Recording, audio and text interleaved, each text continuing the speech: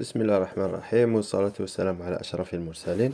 اليوم on va aborder le deuxième cours de chimie organique intitulé la stéréochimie. C'est un cours très très important, très essentiel, notamment dans la compréhension de la chimie organique en général, يعني les phénomènes de la chimie organique, mais aussi la compréhension des phénomènes biochimiques qui vont se dérouler dans le corps, que vous allez aborder, futurs pharmaciens, Inch'Allah, lors des prochaines années.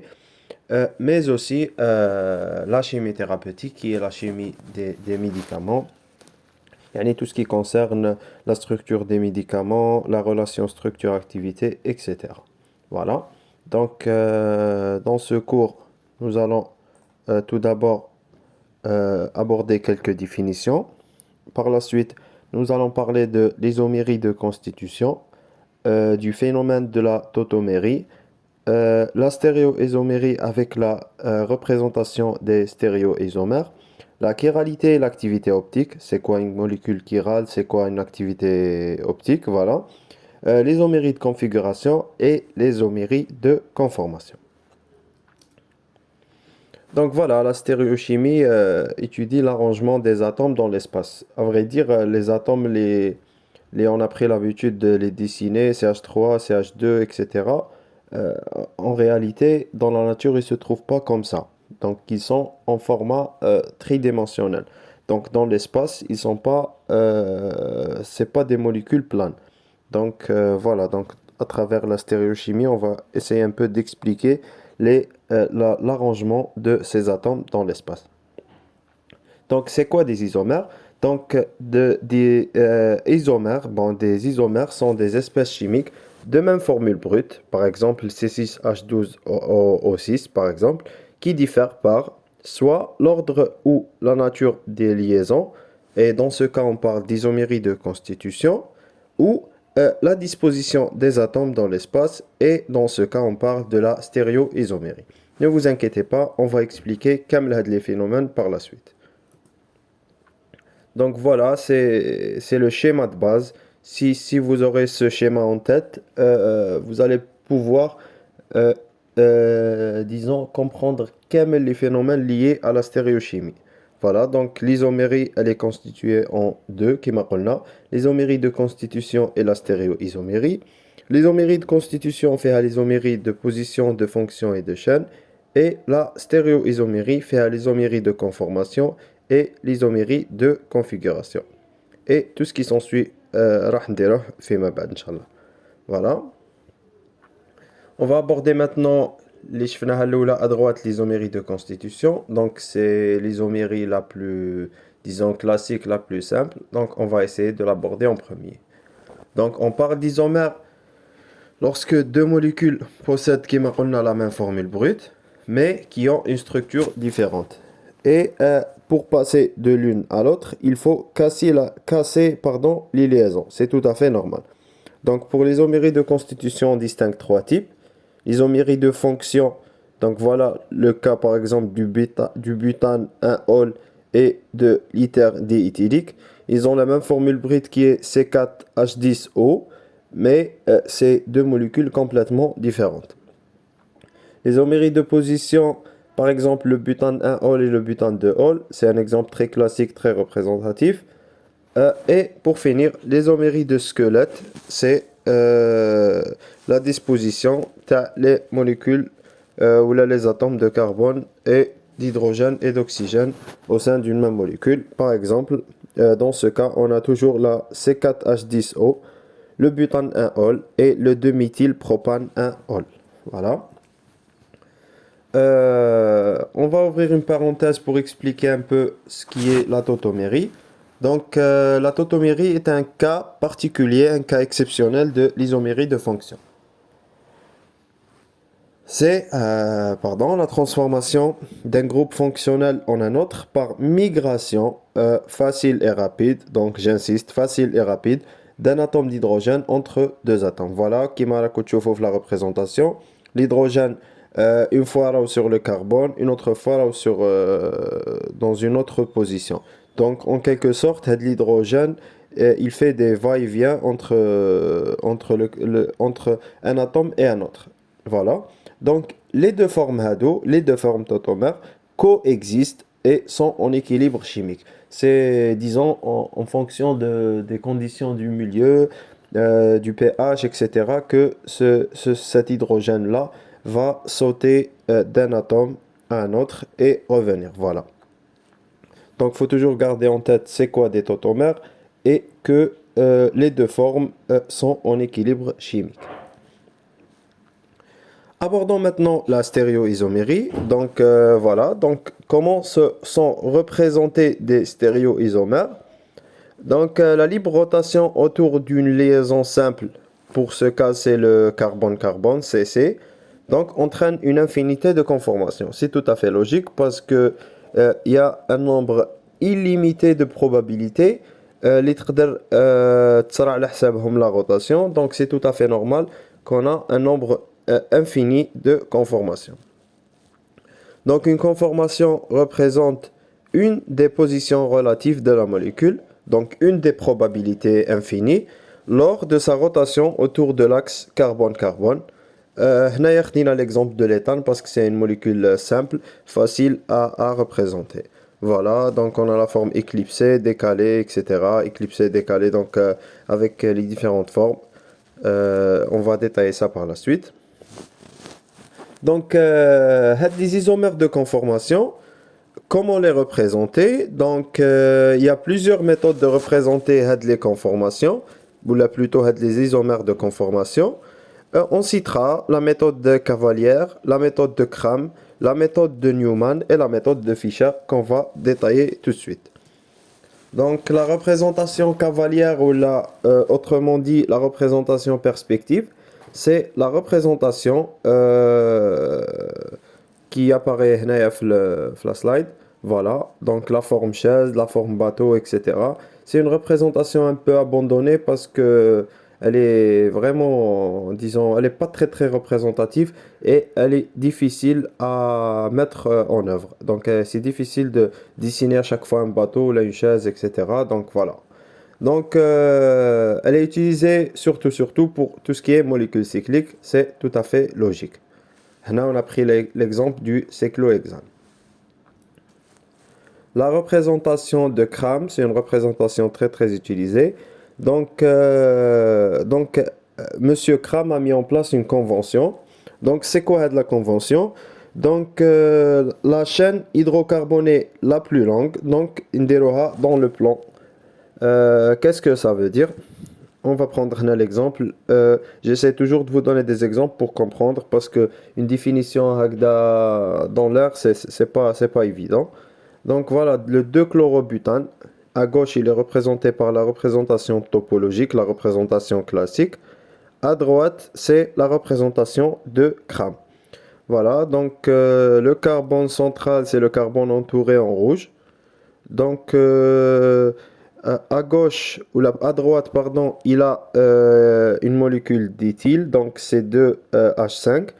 Donc c'est la chaîne carbonée la plus longue. Donc elle est mise en avant du plan. Donc voilà, lorsque une molécule ou là, un atome est mis en avant du plan, donc on le représente par un trait rempli, voilà, en noir. Pour ce qui est des liaisons sur le plan, on a le méthyle et le chlore. Et la liaison ou l'atome le plus léger, disons, le plus faible, il reste toujours en arrière du plan. C'est généralement, dans la plupart du cas, l'atome d'hydrogène. Troisièmement, c'est la représentation de Monsieur Newman. Donc, c'est quoi la représentation? Donc, fait un principe très simple. Il consiste à projeter la molécule sur un plane perpendiculaire à la liaison carbone-carbone. Donc voilà, l'œil à l'observateur, c'est comme si que on chauffe la molécule à travers l'œil de l'observateur.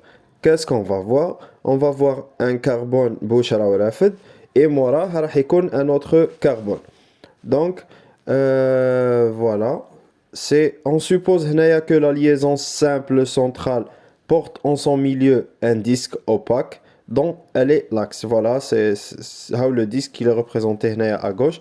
L'œil de l'observateur, c'est comme si il chauffe à travers le disque, mais le disque هذا il est rempli. Donc راح يشوف واش راهو خارج من le carbone numéro 1, les résidus, et راح يشوف les résidus اللي راهم خارجين من le carbone numéro 2. C'est une représentation très, disons, très simple. هنايا c'est vu que واش قلنا من قبيل باللي il y a toujours une conformation qui bouge, il y a toujours un mouvement, il y a toujours un nombre illimité de probabilités.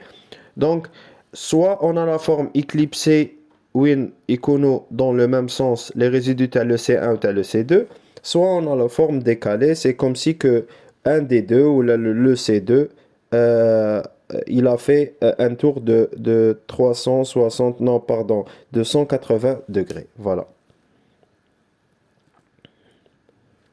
Voilà pour la représentation de Newman. On comprend toujours à travers des exemples. Voilà, vous pouvez voir. Il y a le HCOH, le C1. Le HCH3, le C2. Voilà, c'est à la forme éclipsée qui est instable, logique, parce qu'il y a un encombrement stérique. Le COH est au voisinage du CH3, donc il y a comme si une électronégativité entre eux. Donc il y a des forces de répulsion. Donc c'est une forme instable. Par contre, la forme décalée, c'est une forme stable parce que l'espace entre les différents résidus. Donc, كل واحد راهو à l'aise, il n'est pas dérangé par le nuage électronique. T'as le deuxième. La représentation de Fischer. Donc, en projection de Fischer, c'est quoi? C'est une représentation où les liaisons sont représentées par des traits verticaux et horizontaux, selon les conventions suivantes. Donc, Hadouma, les 4 règles, t'as Monsieur Fischer. Donc, les traits verticaux représentent la liaison en arrière du plan de la figure. Voilà. Donc, c'est qui m'a c'est la AB. C'est la liaison entre A et B. Les traits horizontaux représentent les liaisons en avant du plan. C'est qui m'a entre C et D. La chaîne carbonée la plus longue est placée verticalement. Donc voilà. Et numérotée de haut en bas. Donc le C1, il est en position A. Et le dernier C, il est en position B.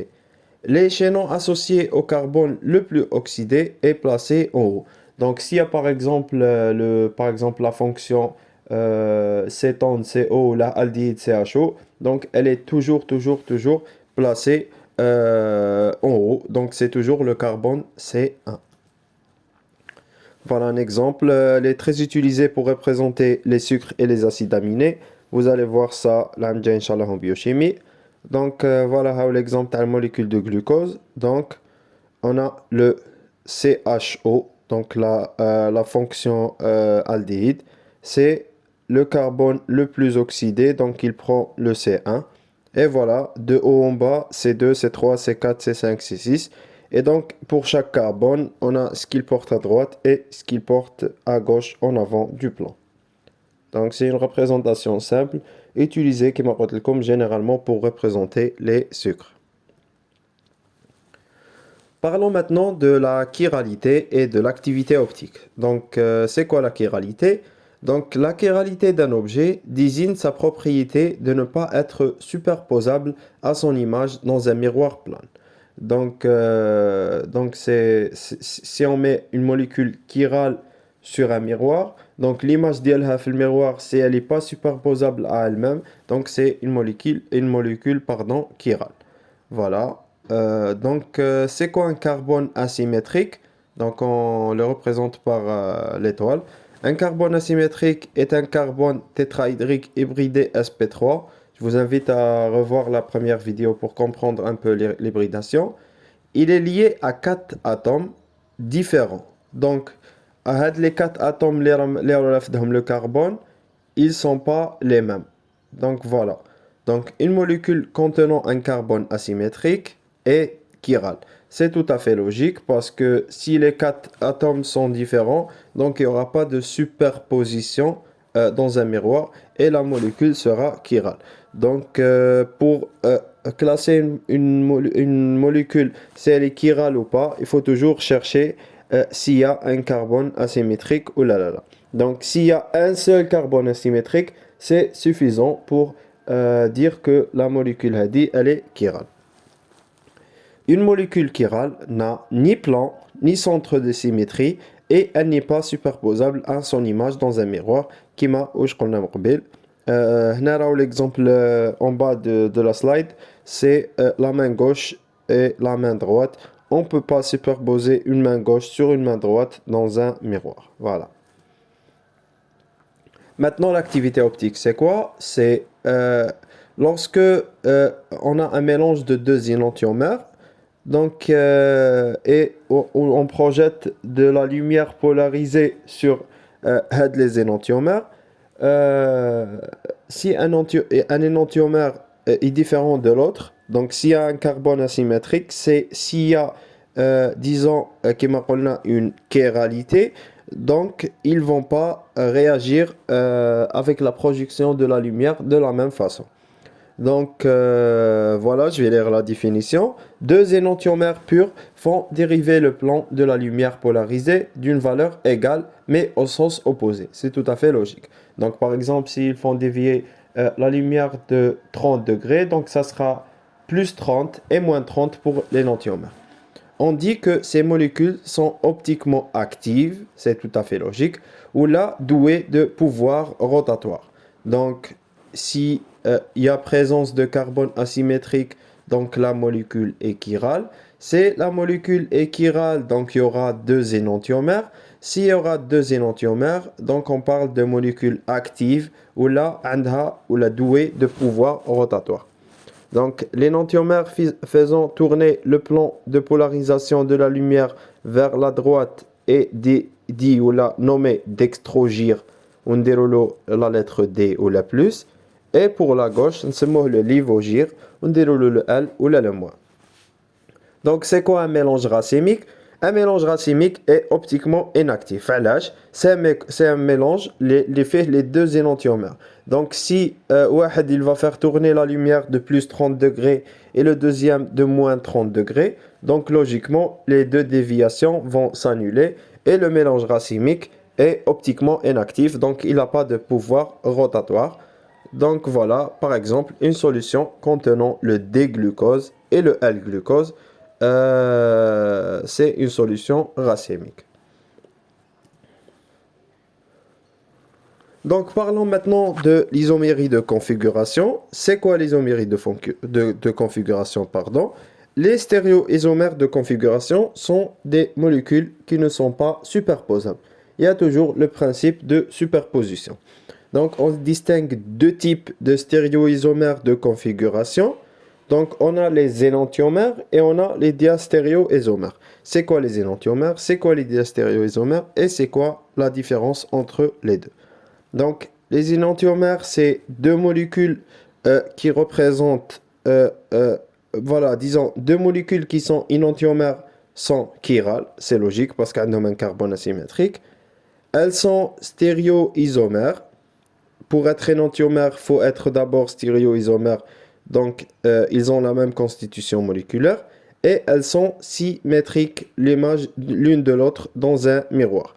Donc, la question qui se pose maintenant, comment différencier un couple d'énantiomères?